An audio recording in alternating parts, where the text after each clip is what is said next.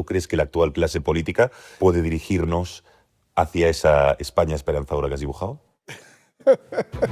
Hay como toda una infraestructura organizada que de alguna manera maltrata al emprendedor y entonces hay una falta de emprendedores y hay una falta de demanda por el trabajo. Pero no se admira en España, Iván, a quien lo hace bien, al que le ha ido bien. Si uno ahorra mucho menos, pero invierte mucho mejor, va a ser más rico. España tradicionalmente ha expulsado mucho talento porque no somos un mercado que acoja, nutra, desarrolle y celebre el éxito, ¿no? Tienen oportunidades muchísimo más interesantes y mejor pagadas en otros países. El sector público no produce nada, regula, supervisa, pero el que produce los recursos necesarios para que todo eso se mantenga es siempre el sector privado. Y por supuesto cada vez es más caro contratar si encima, como decía Martín, hay índices de bajas laborales disparatados en la administración pública por encima de los 2 dígitos, ¿eh? España pierde a los mejores, recibe a los peores y últimamente además recibe gente que no solo no está preparada, sino que va directamente a cobrar el ingreso mínimo vital. Entonces España tiene una situación en la cual los sueldos están estancados por 20 años. Nada de lo que ha regulado el gobierno en los últimos años está orientado a trabajar, producir, generar riqueza, añadir valor, y lo que está todo regulado hacia el sentido de sospechar, inspeccionar, castigar. Que los españoles tienen razón en tenerle miedo al fracaso, porque el fracaso es mucho más caro en España que en Estados Unidos. Martín, ya por último, tú sigues afirmando que si Pedro Sánchez vuelve a ganar, tú no vas a emprender y que más en España y que te irás de España incluso. ¿Es España un lugar donde el talento nace y muere, o el talento viene a morir, o digamos que simplemente no se le deja nacer? De todo íbamos a hablar en este nuevo podcast, episodio de The Real Talks con Martín Barsawski e Iván Espinosa Los Monteros, porque vamos a analizar la situación. En España hay miles de jóvenes, incluso no tan jóvenes, muy talentosos, que finalmente, viendo la escasa red de oportunidades que hay en nuestro país, tienen que emigrar. Mientras que aquí estamos discutiendo sobre si reducir la jornada laboral o si aumentar los costes sociales a las empresas, en otros países invierten en talento. Martín, tú has fundado unicornios en España, en otros países del mundo. Iván, tú has visto las entrañas del sistema político por dentro, también como exconsultor, como empresario a nivel inmobiliario. Una primera cuestión. ¿Creéis que España está expulsando a los mejores? Bueno, yo creo que cada sociedad tiene peculiares características, ¿no? Estados Unidos es probablemente el mejor mercado del mundo para trabajar, igual que España es uno de los mejores mercados del mundo para vivir. Pero no son las mismas características las que hacen que un país sea un buen sitio para vivir que las que hacen que sea un buen sitio para trabajar. España tradicionalmente ha expulsado mucho talento, talento de red científico, deportivo, cultural y ahora empresarial, porque no somos un mercado que acoja, nutra, desarrolle y celebre el éxito, ¿no? Somos un mercado donde hay otras cosas que son muy valiosas y que se aprecian mucho, pero no esas. Y claro, España ha visto a algunos de nuestros mayores talentos salir, prosperar, triunfar en el exterior y no siempre ser comprendidos cuando se ven desde España, ¿no? Decía Martín, Iván, que España es un país donde mucha gente quiere vivir, tú, por ejemplo, tu familia, pero no es tan fácil crear, invertir o innovar, ¿no? Bueno, yo lo veo con mis 7 hijos, ¿no? Que son todos ciudadanos españoles y veo que los grandes, los pequeños están aquí con nosotros, pero los grandes tuvieron que emigrar. Y uno dice, bueno, ¿cómo es la situación de una familia privilegiada? Porque obviamente nosotros somos una familia privilegiada. ¿Y cómo es que nuestros hijos tuvieron que emigrar, ¿no? Y yo creo que eso explica un poco la situación lo que ocurre en España. Y lo que ocurre en España es que no haya trabajo y no es que mis hijos mayores que ahora están en Nueva York y en Londres no podían encontrar trabajo, pero es que ellos tienen oportunidades muchísimo más interesantes y mejor pagadas en otros países. Por ejemplo, mi hijo dirige un grupo en una empresa que se llama Wave. Él tiene un doctorado en inteligencia artificial, estudió en Imperial, en UCL y trabaja en Londres dirigiendo este grupo que trabaja en coches autónomos. Yo en España traté de hacer una empresa de coches autónomos. Levanté 22 millones de euros. La empresa se llamaba Gogo Network y los perdí. Perdí todos los 22 millones de euros. ¿Por qué los perdí? Los perdí en parte porque antes, cuando yo hice empresas como Yastel, España tenía un espíritu innovador en el que desregulaba, se llamaba la desregularización, se desregulaba lo que era monopolio, se hacía competencia, salimos a competir con Telefónica, antes nadie podía competir con Telefónica. Era un momento de apertura, el año 2000, que se permitían un montón de cosas. 25 años más tarde, la tendencia es al revés, es prohibir, regular la tecnología, la inteligencia artificial. Entonces, en ese sentido, España crea un entorno en el cual, cuando yo digo que perdimos los 22 millones, es porque no conseguimos permisos para operar flotas de coches autónomos, los mismos coches autónomos que están operando ahora por Estados Unidos. Entonces, lo que está ocurriendo ahora es un tema muy complejo y va a muchos niveles. Y vamos, espero, tocar diferentes temas de esto, pero uno de ellos es que regulando tanto se mata la iniciativa y en otros países se dan permisos, como en Estados Unidos, en el Reino Unido, que en España no se dan, y España es demasiado cautelosa y al final las oportunidades laborales se crean en otros lados. Es decir, por sintetizarlo, es un problema de exceso de regulación y de salarios más bajos que en países que pueden ser competencia a España, como el Reino Unido. Sí, es dos temas. Uno, que te paguen poco, pero la otra, que el trabajo directamente no exista. Y no existe porque está prohibido, porque cada vez hay más cosas que están prohibidas, que no era la política en la época de Felipe González y la época de Aznar. No era esa la política, tanto el PP como el PSOE, que creían en la apertura, creían en el futuro. Y ahora hay un estado de ánimo pesimista con el futuro que hace que la gente prefiera y se sienta cómodo con prohibir en vez de dar oportunidades. Entonces muchos trabajos directamente no se crean en España.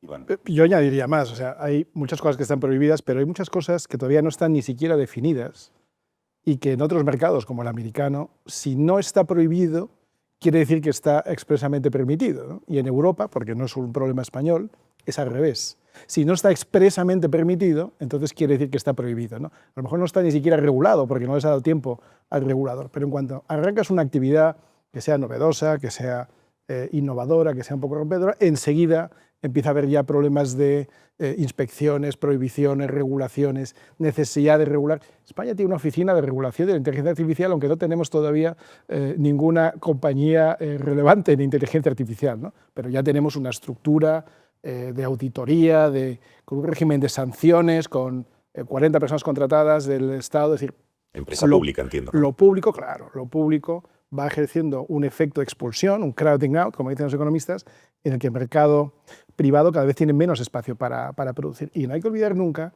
que todo lo que el Estado puede repartir previamente lo ha tenido que producir el sector privado. El Estado público, el sector público no produce nada, regula, supervisa, es necesario porque tiene que haber pues, una justicia, una sanidad, una educación, una defensa, bien, pero el que produce los recursos necesarios para que todo eso se mantenga es siempre el sector privado. Y lo que se nos ha olvidado un poco, y Martín apuntaba a eso, es que hay que dejar espacio. No se trata de asfixiar siempre al que sospechosamente ha creado algo nuevo, al que ha tenido una iniciativa, al que ha tenido el impulso de arriesgar, por cierto, muchas veces perdiendo. Martín ha tenido muchos éxitos, pero de vez en cuando cita algún fracaso y no hay manera de triunfar indefinidamente sin tener algún fracaso, ¿no? Esto en el mundo del tenis se ve muy claro. Federer un día en una graduación en una universidad explicó, Roger Federer, que él había perdido algo así como el 47% de los puntos que había disputado en su vida. O sea, el mayor, hasta ese momento, triunfador de la historia del tenis, había perdido el 47% de los puntos que había ganado. Había ganado los más importantes y ligeramente más de los que había perdido, pero se pierde mucho, se fracasa mucho, se tiene muchas veces problemas que no son subsanables o que no son... El problema es cuando esos problemas subsanables no provienen de la propia dinámica del mercado, de la propia idea, sino de la regulación, la exigencia estatal, la imposibilitación de hacer tu negocio, ¿no?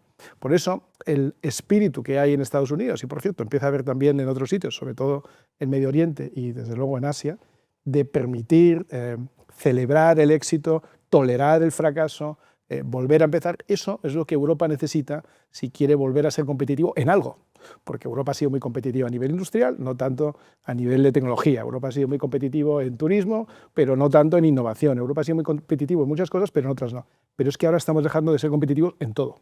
No me refiero solo a España, esto es algo europeo. En Reino Unido pasa lo mismo, en Francia no digamos, en Alemania por supuesto. Y además, ese exceso de intervencionismo, encima mal dirigido, porque lo que hemos visto en los últimos 20 años de los gobiernos europeos ha sido todo en contra del desarrollo, en contra de la energía barata, en contra de la capacidad de crecimiento, en contra de la creación de riqueza, en contra de los empresarios que arriesgan o de las empresas que crecen, en contra de la consolidación de algunas empresas grandes para que puedan competir a nivel mundial, y luego todo el fanatismo climático que ha ido en contra del desarrollo económico. Todo esto ha jugado un papel decisivo en que Europa haya quedado atrás.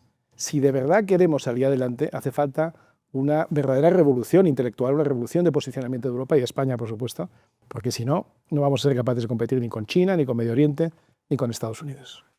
Bueno, Martín, pese a este diagnóstico que has hecho tú y que ha hecho Iván, tú al final has invertido en España, tienes una larguísima trayectoria no solo en Estados Unidos, también empresarial en España, con hasta 3 unicornios en nuestro país, con lo cual tan mal no te ha ido pese a esos sueldos bajos y a ese exceso de regulación comparado con otros países.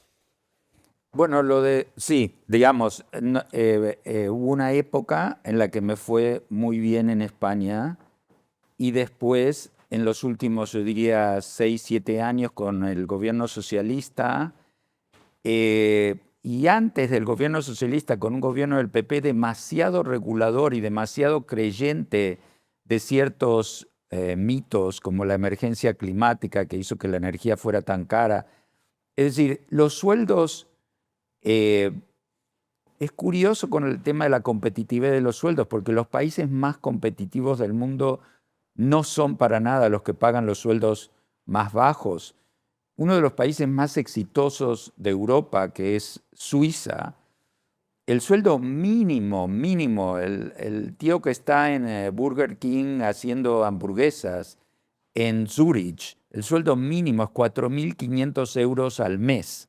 Entonces, que 4.500 euros es lo menos que puede ganar alguien en Suiza haciendo el trabajo más sencillo. Y Suiza es uno de los países más competitivos del mundo y más exitosos del mundo. Entonces, hay que entender que para los emprendedores el tema no es pagar sueldos bajos como cree la izquierda muchas veces. El tema es que haya un marco de seguridad regulatorio, un marco general y una productividad que justifique los sueldos. Yo diría que los sueldos más altos del mundo están donde están algunas de mis empresas, que es en Silicon Valley, en Estados Unidos, donde la persona, no sé, una misma persona que puede ganar 30.000 euros al año aquí, gana algo así como 120.000. Entonces uno dice, ¿cómo puede ser que los sueldos más altos del mundo se paguen en donde están las empresas más exitosas del mundo? Es decir, uno diría, si para ser exitoso hay que pagar poco, esto rompe toda la lógica, porque los que más ganan, Google, Facebook, Apple, pagan los sueldos más altos del mundo. Entonces, ¿cómo hacen para tener las ganancias más altas del mundo pagando los sueldos más altos del mundo? Eso rompe el discurso de la izquierda. Y entonces, España sí que tiene sueldos bajos y sí que a veces uno puede decir, bueno, en ciertas situaciones eso puede ser un beneficio para la empresa. Pero hay muchas otras cosas que juegan en contra del éxito empresarial. ¿Cómo qué? Digamos, cuando uno dice que lo barato sale caro, no sé si escuchaste la expresión, lo barato sale caro. Si un sueldo es barato, pero después la persona no está preparada, se va de bajas cuando no las tiene, hay una complicidad con la medicina absurda porque la cantidad de bajas que tienen los empleados en España comparado con Estados Unidos es notable. Cuando hay una cultura orientada a hacer lo mínimo posible para conseguir ganar un sueldo, digamos, hay otros temas y eso se mide en la economía como productividad. ¿Cuál es la productividad? Entonces, muchas veces es mejor pagar más por hora y conseguir más productividad. Entonces, yo creo que en España lo que ocurre es, primero, que hay una cantidad de oferta increíble. Es decir, la misma izquierda que no acepta que la vivienda está cara porque no hay oferta, no se da cuenta que los sueldos están bajos porque hay tanta oferta laboral, porque hay tanta inmigración y hay tanta oferta que los sueldos están por el suelo. Pero el tema es qué tipos de trabajo mueven realmente la economía. Entonces uno puede decir, sí, todos los trabajos colaboran para una economía, pero algunos trabajos colaboran más que otros. Y el resultado es que si uno tiene líderes muy buenos, los seguidores de estos líderes tienen éxito. Estados Unidos tiene líderes muy buenos y seguidores que les va bien, porque la calidad de un líder Líderes depende del seguidor. empresariales, hablas, Sí, ¿no? líderes empresariales, sí, Sí. claro. Es decir, si uno tiene grandes emprendedores, luego a sus empleados les va muy bien, porque a los emprendedores les va bien, a los empleados les va bien. Entonces, España tiene una situación en la cual los sueldos están estancados por 20 años. Entonces, hace 20 años que la gente gana lo mismo. Entonces, ¿cómo puede ser que mientras que en Polonia subieron muchísimo, en Europa subieron muchísimo, en Estados Unidos subieron muchísimo? ¿Por qué aquí los sueldos están estancados en los últimos 20 años? Y mi opinión es que es una mezcla de una oferta laboral disparada, es decir, una inmigración enorme que hace que haya una enorme cantidad de postulantes para cada trabajo, pero después también hay una serie de temas que hace que los líderes, los que podrían emplear, por ejemplo, la gente que construye las empresas, al no crearse un buen ambiente, al no haber suficientes Amancio Ortegas, suficientes creadores de empresas como hubo en una época en España, porque al final el mercado laboral es una puja, los emprendedores luchando contra ellos, tratando de conseguir empleados. Entonces está el mercado, está la oferta, los emprendedores, la oferta, los trabajadores, la demanda, los emprendedores. Y en este mercado laboral es un mercado que resulta a la baja para los sueldos, porque no hay suficientes emprendedores pujantes, porque el sistema fiscal, regulatorio asusta a los emprendedores y se van a otros países, yo mismo. Y el otro tema es que hay mucha oferta y el resultado es que hay sueldos muy bajos y trabajos menos interesantes. Eso no quiere decir que no habrá alguna gente que le vaya bien en España y tenga buenos sueldos y trabajos interesantes, pero hay mucho más de estos en Suiza o en Estados Unidos.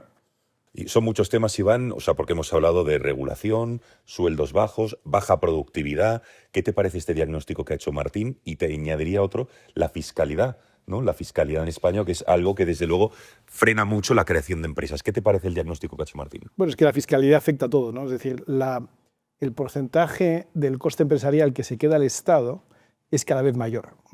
Cuando el Estado quiere evitar un cierto comportamiento, le añade fiscalidad. Cuando no quiere que cojas tu coche, añade impuestos a gasolina. Cuando no quiere que fumes, le añade impuestos al tabaco. Cuando no quiere que trabajes, le añade impuestos al trabajo. Y los impuestos al trabajo tienen la característica de que siempre los paga, aunque el trabajador no lo vea, el empresario. Es decir, el IRPF tiene una parte que va a cuenta del trabajador y otra a cuenta del empresario, pero el trabajador piensa en términos netos. Yo gano 1.300 o gano 2.100 netos. Lo que poca gente ve es que para que uno gane 1.500, que es muy poco, netos, el empresario tiene que descontar el IRPF a cuenta del trabajador, el IRPF a cuenta del empresario y la seguridad social. Entonces, todo esto es lo que ha ido adquiriendo una carga proporcional relativa cada vez mayor en los últimos 20 años. Por eso hay simultáneamente sueldos congelados en términos reales y, sin embargo, coste empresarial cada vez creciente. Cada vez es más caro contratar. Y, por supuesto, cada vez es más caro contratar si encima, como decía Martín, hay índices de bajas laborales disparatados en la administración pública por encima de los 2 dígitos. Más ¿Dos de dígitos? Por encima de 2 dígitos. 11-12% en la administración pública, cerca del 8% en el sector privado. Eso quiere decir, Menos en Estados Unidos, bastante eso, menos. Muchísimo menos. Ha disparado desde el COVID. Pero eso quiere decir que si tú tienes un comercio, yo no digo una fábrica de 2.000 empleados, un comercio donde tienes 8 empleados, ya sabes que uno te va a fallar. Todos los días, todos los días. O sea, tienes que contratar uno más solamente para correr los turnos del que sabes que no va a ser siempre el mismo, pero de los 8 va a haber siempre uno que te falle porque sí, ¿no? Claro, esto añade al coste empresa y luego dificulta, por tanto, que el sueldo neto que le llega a los trabajadores sea superior. Y segundo, Martín hablaba de la oferta que es muy elevada, pero no solo es muy elevada, sino que es cada vez más una oferta poco cualificada. ¿Por qué? Porque hemos rebajado nuestro sistema educativo, hemos rebajado la exigencia en el nivel escolar, hemos rebajado la exigencia a nivel universitario y hemos denostado por completo la formación profesional, que hablamos de esto también aquí la última vez, sobre que hay puestos de trabajo que sin embargo están muy bien pagados, pero que poca gente quiere asumir. Los oficios, el mundo de la construcción. Hoy en día el mundo de la construcción es muy difícil encontrar gente. En el mundo de la hostelería es muy difícil encontrar gente. Pero claro, es que hay también un incentivo perverso para que la gente no trabaje, que es el sistema de ayudas públicas, que ya son más o menos 800.000 personas las que reciben en España, ayudas públicas por no trabajar, ¿no? Entonces, en un entorno de sueldos bajos, sueldos netos bajos, aunque sean altos para la empresa, si tú incentivas a la persona que no quiere trabajar con una ayuda suficiente como para poder vivir, y vuelvo a lo que decía antes, en España se puede vivir bastante bien, en ciertas provincias sobre todo, con unos sueldos o con un ingreso medio bajo, ¿no? En otros sitios te mueres de hambre, pero tú puedes vivir razonablemente bien con la ayuda que te da el Estado, más algunas cosas que hagas por detrás al cabo de una semana o 2 semanas. Entonces el incentivo En para negro, trabajar, entiendo. bueno, la ayuda pública en blanco, digamos, en A, y luego pues echas una mano en un bar o echas una mano en una pequeña obra o lo que sea, te lo llevas en negro y con eso hay gente que vive. Pero claro, esa es gente que está generando una distorsión en el mercado de trabajo, porque el día que tú buscas un camarero o que buscas un electricista o que buscas bueno, o no digamos un especialista en marketing digital, porque por el lado más elevado también hay escasez. Es decir, los perfiles más cualificados que buscan las compañías tampoco se ven con mucha asiduidad en España, ¿no? Con lo cual lo que tenemos es un mercado muy distorsionado, porque nada de lo que ha regulado el gobierno en los últimos años está orientado a trabajar, producir, generar riqueza, añadir valor y luego ya, por supuesto, ya pagar los impuestos necesarios. Sí, lo que está todo regulado hacia el sentido de sospechar, inspeccionar, castigar, producir impuestos, cargas sociales. Es el espíritu exactamente inverso al que un país como España, Europa en general, pero un país como España necesita para crecer en el futuro. Martín, ¿qué es lo que más desespera? Tú has invertido, has emprendido en España, tienes reunión con todo tipo de emprendedores, jóvenes, algo más mayores. ¿Qué es lo que más desespera a un emprendedor que quiere montar una empresa en España a día de hoy? Bueno, digamos, depende de qué tipo de empresa, pero yo creo que la dificultad de hacer empresas se da a niveles muy diferentes. Por ejemplo, mi amigo Ángel Gaitán, que es un comentarista muy conocido en temas de coches y Mecánico, ¿no? El temas mecánico. sí, que es mecánico y que es una persona muy emprendedora él, y hemos hablado de esto a un nivel muy diferente lo que él hace, porque lo que hace son negocios de mediana escala, pero él es un gran divulgador y él explica dentro de su sector, por ejemplo, lo difícil que es cumplir con todas las inspecciones, con todo lo que le piden, y después va otro y se monta un garaje, un mecánico, lo hace todo en negro, no le inspeccionan. Él denunciaba, él decía, yo estoy rodeado de otros que reparan coches y nadie les inspecciona, porque al final la justicia es justicia, si es justicia para todos. Entonces, yo digo que a nivel medio, al emprendedor medio, al que monta un restaurante, un taller mecánico o cualquier actividad que llega a toda la población, están fastidiados, inspeccionados por una administración pública que les sobran funcionarios que quieren justificar su trabajo. Este país podría funcionar con un tercio menos de funcionarios. No estoy hablando en todos los niveles, porque, por ejemplo, en la sanidad no digo que sobre un tercio de las personas, o en la policía no digo que sobre un tercio de las personas, pero en muchos otros niveles que tienen que ver con hostigar, con maltratar al emprendimiento. Hay como toda una infraestructura organizada que de alguna manera maltrata al emprendedor, y entonces hay una falta de emprendedores y hay una falta de demanda por el trabajo, y de ahí también los sueldos bajos. Y después también hay otra cosa, que hay como un reciclaje de la población. La población más preparada, española en general, los que nacieron aquí, se educaron bien, emigran y son reemplazados por otros que llegan a España, pero la calidad de la gente que llega a nivel de educación es menor de la gente que se va. Entonces el resultado es que España pierde a los mejores, recibe a los peores y últimamente además recibe gente que no solo no está preparada, sino que va directamente a cobrar el ingreso mínimo vital, es decir, ya ni siquiera se les pide que tengan un contrato de trabajo para inmigrar a España. Entonces hay una especie de reemplazo laboral. Cuando uno busca gente calificada, muy especial, que podrían ser grandes líderes, resulta que se fueron a Estados Unidos, a Inglaterra, a Dubái, a otros lados. Y cuando entonces la gente que uno realmente necesita, la encuentra menos. Y la gente que uno encuentra no las necesita. Entonces, eso cuando dices qué desespera, o por qué yo ahora estoy haciendo mi nueva empresa en Estados Unidos con poca gente aquí. Ahora tengo unos 2.500 empleados en Estados Unidos y debo tener unos 50 en España. Eso nunca me pasó. Yo antes tenía mucha más gente en España, o inclusive ahora estoy tomando en Argentina, donde crecí, pero yo vivo en España desde el año 95 y yo fichaba a toda la gente en España.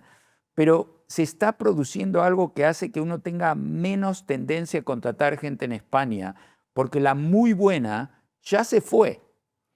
Bueno, me parece dramático el panorama que está describiendo Martín, real pero dramático. Vamos a intentar hablar de soluciones concretas. Lo digo porque, oye, a nivel impositivo, más de 100 impuestos hay en España, en todas las administraciones, pero ¿qué se puede hacer para retener ese talento, para esa creación de empleo, para que España sea un lugar friendly para invertir, para emprender? Iván, a nivel político, ¿qué medidas concretas se podrían hacer y qué no se están haciendo? Bueno, yo creo que lo primero es un cambio de mentalidad que necesita hacer el país en su conjunto, no solo los políticos, el país en su conjunto. Es decir, en España tenemos que empezar a valorar, apreciar, respetar, admirar a los que lo han hecho bien.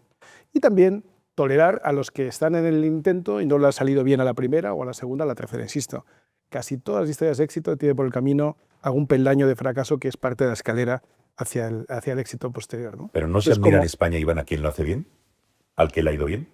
En España no se tolera al que le ha ido bien y tampoco se tolera mucho al que le ha ido mal. En España se fomenta mucho lo de esto es como en la mili, ¿no? No destacar demasiado. Los que no han hecho la mili no lo entienden. Pero en fin, en la mili, en el servicio militar, lo que primaba era pasar desapercibido, no destacar mucho porque entonces te caían más labores, no ser muy torpe porque entonces te caía algún arresto, sino pasar un poco desapercibido. Y esa mentalidad es la que permea mucho de la sociedad española, ¿no? Y yo lo que digo es, primero tenemos que cambiar nosotros, luego tenemos que efectivamente cambiar a nuestras políticas, ¿no? Y hace falta que haya un cambio total de mentalidad de nuestros políticos y nuestros funcionarios también, ¿eh? Para que empiecen a entender un par de cosas. La primera es que la función del político, como la del funcionario, es servir al administrado, servir. En ese servicio, por supuesto que podrá haber inspecciones, sanciones en su caso, multas cuando haga falta, pero en general su función principal no es sancionar, fastidiar, dificultar, hacer la vida imposible al administrado, sino que debería ser servir un papel o hacer un papel incluso de factor de competitividad. La administración podría ser un mecanismo de competitividad de la empresa española. Te pongo un ejemplo. Hace un mes en Miami escuché a Jeff Bezos hablando con el alcalde de Miami diciéndole que él se acaba de mudar, como tantos otros han mudado de Silicon Valley o de la costa oeste a Florida, y entonces decía, un ayuntamiento como el de Miami que pretende ser eficiente y que quiere utilizar la inteligencia artificial, debería ser capaz de dar una licencia de construcción en el plazo de unos 10 segundos. Segundos. Claro, 10 segundos. Es decir, si tú me pides a mí que yo te incorpore, vamos a decir que quiero hacer un rascacielos nuevo, y tú me pides que yo incorpore mi solicitud de licencia con mis planos, mis cálculos estructurales, mi cumplimiento normativo, mi seguridad y salud, todo lo que conlleva hacer un edificio, y tú me pides que te lo transforme o te lo presente de manera digital, como es lógico, y tú tienes inteligencia artificial, tú deberías ser capaz de evaluar todo este tocho que yo te presento con inteligencia artificial en 10 segundos. Y en 10 segundos me tienes que decir o sí o no por estos 8 defectos subsanables. Bueno, es que sean subsanables, ¿no? Y en 10 segundos tengo que saber qué es lo que tengo que subsanar. Mira, el fondo edificable te has pasado. La altura sube más de lo que dice la normativa. El ascensor no cumple con de suficiente espacio para meter una camilla, lo que sea. Los 8 defectos, o 16, los que sean subsanables, los tienes que decir en 10 segundos. Esto es lo que una administración pública, cuando quiere ser eficiente, hace por su administrado. Se convierte en un factor de competitividad. Ya sabemos que la administración pública puede ser muy eficiente del lado de la extracción de los ingresos, lo hemos dicho muchas veces. Hacienda, Seguridad Social, Dirección General de Tráfico, multas, sanciones. Pero ahora aprovecha esa capacidad que tienes, porque España es un país muy avanzado en eso, pero aprovéchalo para ponerlo a mi servicio. Consigue que la justicia sea absolutamente eficiente, que si hay un problema judicial se resuelva, no digo en 10 segundos, pero en 10 días, como mucho. En 10 días, que si quiero solicitar una licencia me des la respuesta en 10 segundos, que utilices la inteligencia artificial y todos los avances tecnológicos que estamos conociendo y que ya utilizas para inspeccionar, sancionar, castigar, utilizado también para ser un factor de competitividad. Ayúdame a salir, ayúdame a exportar, ayúdame a presentarme nuevos mercados. Hay oficinas comerciales de España por el mundo, hay embajadas, hay delegaciones diplomáticas. Que España, que la administración pública se convierta en un factor de competitividad. Y en eso va implícita una reforma fiscal, laboral, mercantil, todo orientado a generar empleo. En general, en vez de intentar extraer la mayor renta posible de los que ya están asalariados y están absolutamente controlados, se trata de ampliar mucho más la base, que sea una base mucho más amplia de contribuyentes, aunque contribuyan cada vez un poquito menos, porque sea mayor el crecimiento de la base que el ratio de crecimiento de los impuestos que vamos extrayendo de esos que están contribuyendo. Me gustaría hablar de una cuestión que es el estigma del fracaso. En España, pues desde luego, está mal visto el que fracasa. En Estados Unidos casi es una medalla. Todo empresario, emprendedor de éxito ha tenido algún episodio de fracaso o de inversión a lo largo de su vida. Pero aquí en España, ¿cómo se puede innovar con miedo? Con miedo a que el banco te persiga todas las deudas, que el gobierno no te perdone. En otros países, digamos que se condona, se perdona de alguna manera, no se persigue tan hasta el final. Y en España no te perdonan nada, ni un euro.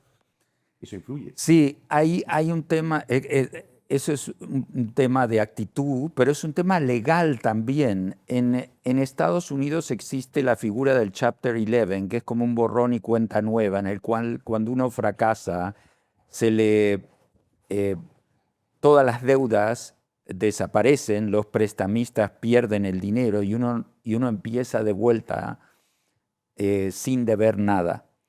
En España, empecemos con una simple hipoteca. En Estados Unidos, las hipotecas están respaldadas por tu casa. Tú le devuelves la casa al banco y se acabó tu responsabilidad. En España, si tú llegas a sacar una hipoteca de una casa que luego resulta que valía menos y el banco se quedó con menos de lo que valía la casa, te siguen sacando sueldos o cualquier cosa que puedas tener por esa diferencia el resto de tu vida.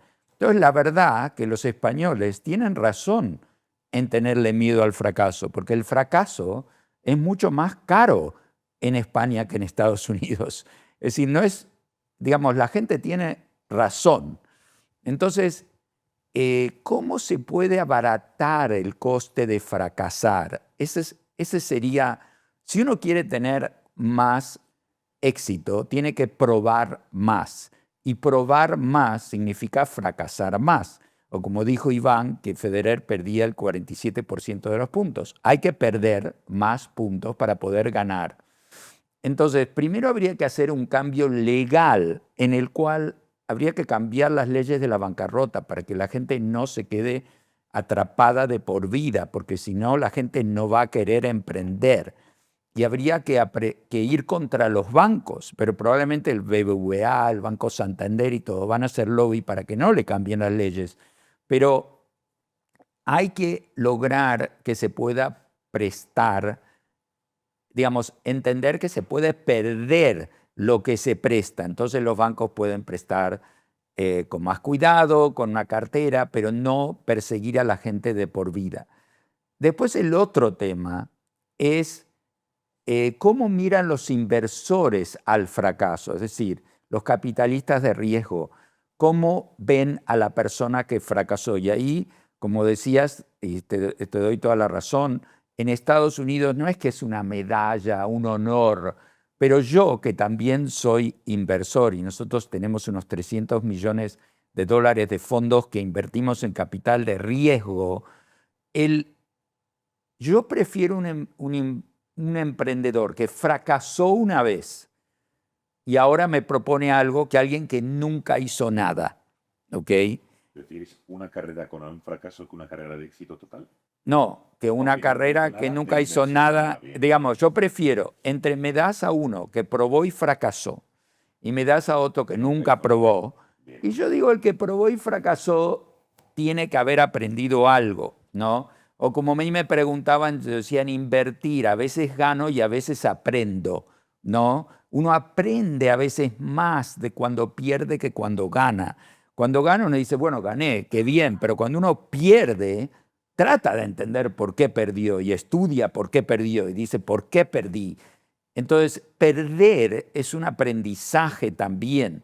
Por supuesto que perder no tiene sentido, uno quiere ganar, pero para llegar a ganar, la mayoría de las veces hay que perder. Yo cuando veo mis empresas, cuando yo finalmente hago una empresa, la vendo y me va muy bien vendiéndola y ganando, yo miro la historia de esta empresa y solo veo problemas. Yo digo, pero si estuve 7 años con problemas, ¿cómo puede ser que hoy me fue tan bien cuando la vendí? Si durante 7 años lo único que tuve eran problemas. Porque uno cree que hacer una empresa exitosa y venderla debe ser una acumulación de éxitos. Éxito el primer año, éxito el segundo año, éxito el tercer año, pero no. Cualquier persona que gestiona una empresa te va a decir que todos los días todo parecía un fracaso.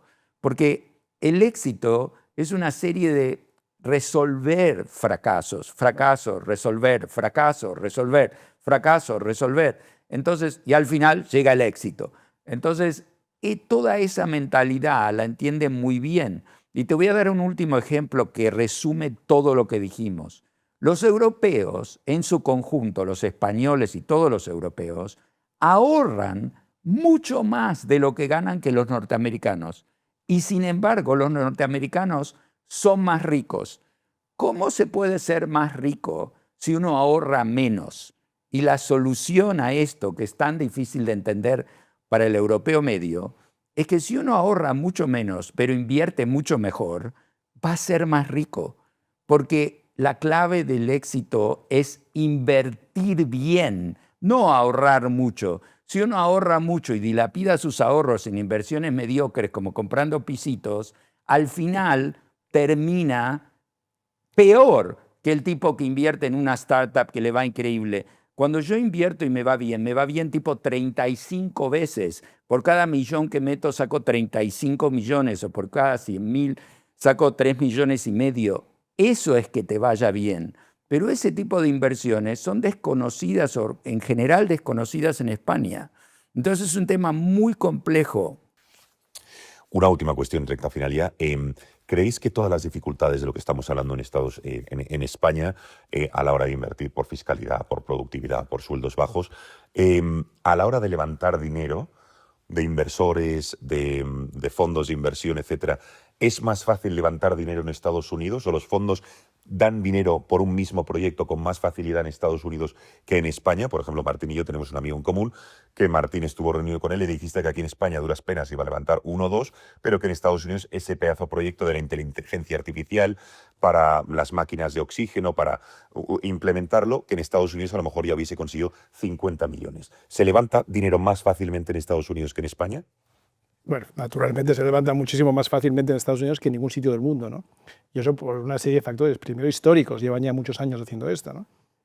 Cuando sale Silicon Valley es una combinación de muchos factores. Uno es pues, una sociedad abierta donde se permite probar muchas cosas aunque se fracase. Lo segundo, y se permite emprender cosas, ¿no? Segundo, es una sociedad, una zona donde hay mucho talento formado en ingeniería, especialmente en Stanford. Tercero, hay un gran demandante que era el US Navy con la costa, con la flota del Pacífico que estaba cerca, ¿no? En San Diego. Y cuarto, hay una industria financiera que financia o que permite la expansión financiera de todo ello, ¿no? Muchos de ellos son antiguos empresarios del mundo tecnológico que han tenido éxito y que financian la siguiente ronda. Y eso que al principio se hace de manera individual, pues Marcula con Apple o Marc Andreessen con muchas otras compañías que va haciendo en los años 90, se va formando y se va consolidando con sociedades de capital riesgo que ya son enormes sociedades que pueden competir con cualquier banco, ¿no? Y que tienen, segunda parte, una regulación que lo permite, una regulación que lo tolera. ¿Por qué? Porque son sociedades que a la larga van a ganar muchísimo dinero, como decía Martín, van a multiplicar por 30 o 35, pero por el camino van a tener muchos fracasos. Ellos saben que de cada 10 compañías que analizan, pues 4 van a ser un completo fracaso, 4 o 5 no van a ir a ningún sitio, van a empatar, y hay una que va a justificar las otras 10. Lo que no vale es que te fiscalicen esa una que has ganado como si no hubiera habido otro problema y sin embargo las otras 9 no tengan ningún tipo de equilibrio fiscal, ¿no? En España hace falta una sociedad tendente a arriesgar, a buscar el beneficio a largo plazo, pero también una regulación que lo fomente. Hace falta una regulación tolerante con el inversor y tolerante especialmente con el inversor de capital riesgo, ¿no? Y luego hace falta, como hemos dicho durante todo este podcast, toda una sociedad orientada al crecimiento, al éxito, al triunfo y tolerante con el fracaso. Si todo eso se da, y no es fácil que se dé, si todo eso se da, se puede crear una sociedad que crezca muchísimo más. Y yo por eso tengo mucha esperanza en España, porque con todo en contra bastante bien estamos dentro de lo que podía ser. Pero con que ajustáramos algunas cosas, lo que hemos dicho, una reforma laboral, fiscal, mercantil, una reforma financiera, una reorientación del país hacia el crecimiento, el emprendimiento, el riesgo, y sobre todo en un mundo en el que cada vez vamos a ser más autónomos y va a haber menos empleados por cuenta ajena, donde el autónomo va a tener que tener una mayor capacidad de arriesgar y de ir por su cuenta. Si cambiamos un poco la mentalidad y cambiamos mucho la regulación, creo que España tiene un futuro brillantísimo por delante. Martín, ya por último, tú sigues afirmando que si Pedro Sánchez vuelve a ganar, tú no vas a emprender y que más en España y que te irás a España incluso. Sí, es decir, digamos, el tema de si me voy o no ya es un tema familiar que depende solo de mí, pero yo personalmente ya me fui. Que no depende solo de ti, dices, ¿no? Sí, sí. No depende en absoluto de ti, Martín. Que no depende en absoluto de ti. Está bien dicho, muy bien dicho. No depende de mí. Mi esposa, mis hijos me ganan por votación. El tema es qué hice yo como empresario. Yo ya, después de haber perdido ese dinero que perdí con Gogo, que conté, y después de haber hecho otras cosas en las que perdí dinero, digamos, me fui a Estados Unidos desde el 2014 al 2018, hice mis empresas de fertilidad. Después volví con mucha ilusión de volver a hacer los unicornios de las empresas exitosas que había hecho antes, como Yastelya.com y Eolia. Y no me fue bien, levanté 500 millones para hacer una Prelude, que es mi empresa de fertilidad en Estados Unidos, por toda Europa, y después de 2 años los devolví 498, porque no, de vuelta, el marco regulatorio europeo no era como el norteamericano y no veía la misma oportunidad. Después levanté 250 millones para hacer una especie de Gogo a gran escala de flotas de coches autónomos. Lo de Gogo era en España, el resto era para los 250 millones era para el resto de Europa. Devolví 2 años más tarde los 250 millones. No pudimos invertirlos porque no se legalizaba las flotas autónomas para el comercio, que es lo que queríamos hacer, ni para el comercio. Todavía está el Tesla, que no, digamos, el Tesla mío en Miami, el Tesla aquí, el de Miami se conduce solo y el de aquí no se conduce solo para nada. Es el mismo coche, pero está prohibido. Dicen que lo van a permitir, espero que lo permitan, pero no lo han permitido. Entonces, este afán sobre regulatorio ha hecho que yo ya, mi nueva empresa para la que acabo de levantar 10 millones, que hace inteligencia artificial para la medicina, directamente lo que ha hecho Europa con la medicina y la inteligencia artificial es imposible navegar las leyes europeas. Cuando yo vi esas leyes dije, esto se acabó, yo esta empresa la hago solo en Estados Unidos y con suerte la haré en Europa cuando aparezca un panorama más claro, porque ahora está tan difícil, ya con estas leyes de la privacidad que tiene Europa, esta obsesión con la privacidad. No digo que no está bien, todos merecemos nuestra privacidad, pero como todo en Europa está sobre-regulado. Entonces ya dejé España y Europa como constructor de empresas.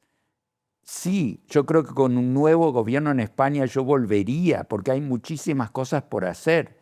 Pero aunque vivo aquí, tributo aquí, que es la paradoja de mi vida, que yo gano el dinero en Estados Unidos y pago mis impuestos en España, pero no construyo en España, que es una pena porque me encantaría volver a hacer lo que hacía antes, pero no lo hago porque hay demasiadas trabas. Si viene un nuevo gobierno que se dé cuenta de esto, no yo, muchos como yo, vamos a invertir y no solo va a haber más empleo, que Europa todavía tiene un desempleo muy alto, de España el doble que la media europea, sino que va a haber empleos de calidad, porque se van a hacer emprendimientos interesantes. ¿Esto, Martín, se las contó a Feijóo? Que me consta que has comido alguna vez con Sí, él. sí. ¿Y está de acuerdo? ¿Lo va a hacer? Bueno, buena pregunta. Yo creo que el PP se tiene que desenganchar un poco, pero en eso Merz sería como el PP de Alemania,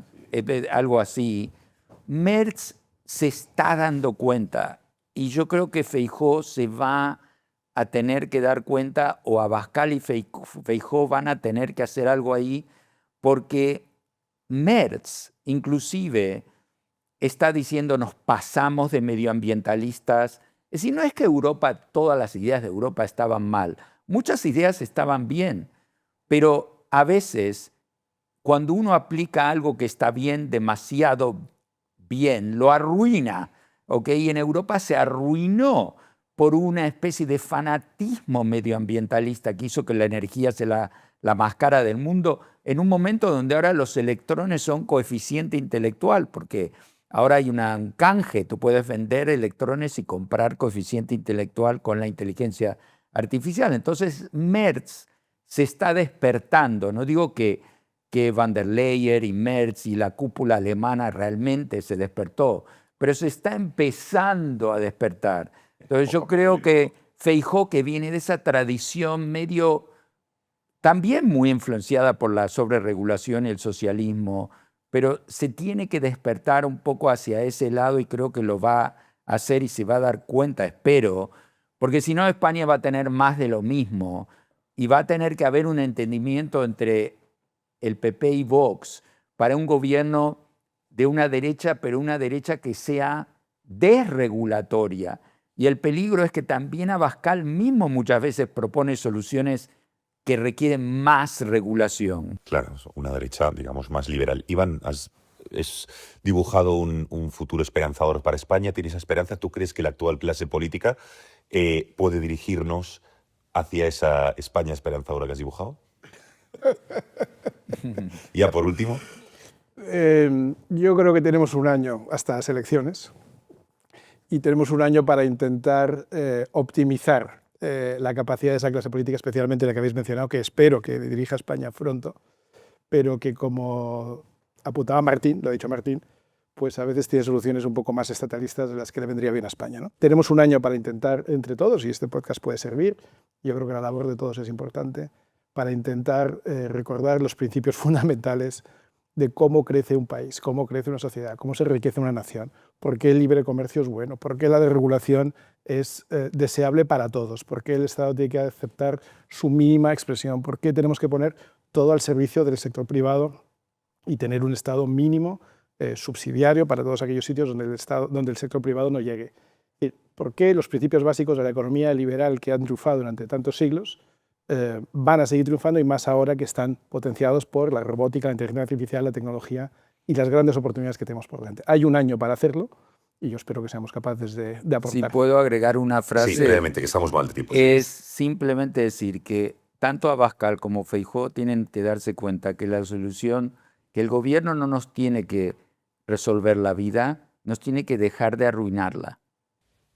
Buen final, Martín. Por cierto, gracias por habernos acogido una vez más en Casa Bars. Estamos como en casa. Iván, muchísimas gracias. Ustedes son las conclusiones. Hemos debatido sobre si España es un país hostil para el talento, si no lo es. Aquí no se trataba solo de discursos, sino de condiciones reales que las hemos expuesto. Así que saquen ustedes sus propias conclusiones. Gracias por escuchar The Real Talks. Nos vemos en el próximo capítulo.